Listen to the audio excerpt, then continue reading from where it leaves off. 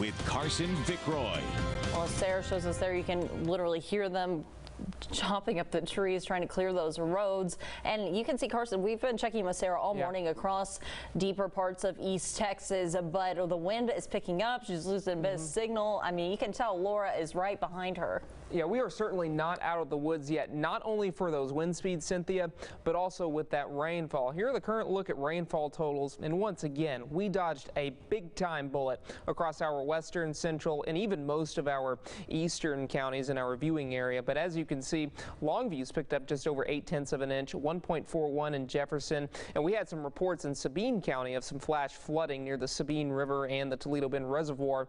And that's where we've had several inches of rain reported as well. Now, on the topic of our wind gusts, it's still there. You can see here in the yellows and the reds, that's where we're seeing the gustiest wind at this point. 38-mile-per-hour wind gusts being reported in Hemphill at the current moment, and still some gusty winds even across our central and western counties. So expect gusty winds this afternoon, and they will continue because just look how tight Hurricane Laura was as it went through parts of western Louisiana. Now, these are constant pressure lines. The lower the pressure, the stronger the storm is, and the closer these are together, typically the stronger the wind speeds are as well. So a very intense storm making landfall very early this morning, and now it's going to wreak havoc on parts of southern Arkansas with wind and rain. Here's live Doppler radar. Again, not a lot going on across most of our viewing area, but western central counties, we are dry, but some of our eastern counties still dealing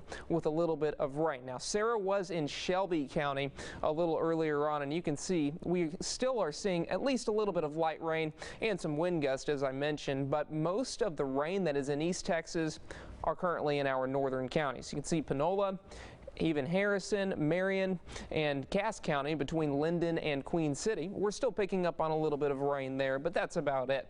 Here's FUTURECAST, the HRRR model. This is 11 o'clock, and as you can see, the center of circulation will continue to push up to the north into parts of Arkansas by noontime.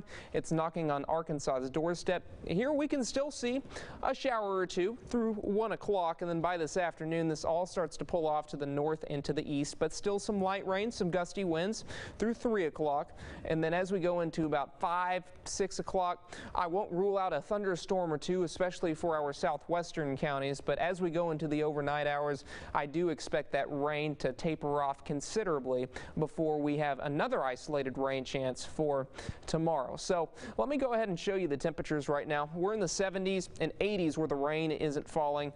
I do think we hit about 84 degrees today with about an 80% chance of rain. That's to our east, and then as for tonight, lows will be falling into the low to mid 70s with decreasing showers here and there. Now, over your next several days, we have rain chances today and tomorrow, and then it feels like August again. Saturday and Sunday, we've got temps in the middle to upper 90s, an isolated rain chance Monday and Tuesday with highs also in the middle 90s. In deep East Texas, we're following the same trend. Rain and very windy for at least the next couple of hours, and then 20% chance of rain on Friday. Of course, Laura was one of the strongest storms to make landfall ever along the Gulf Coast. John Adams has a little more on the history of major Gulf Coast hurricanes. John.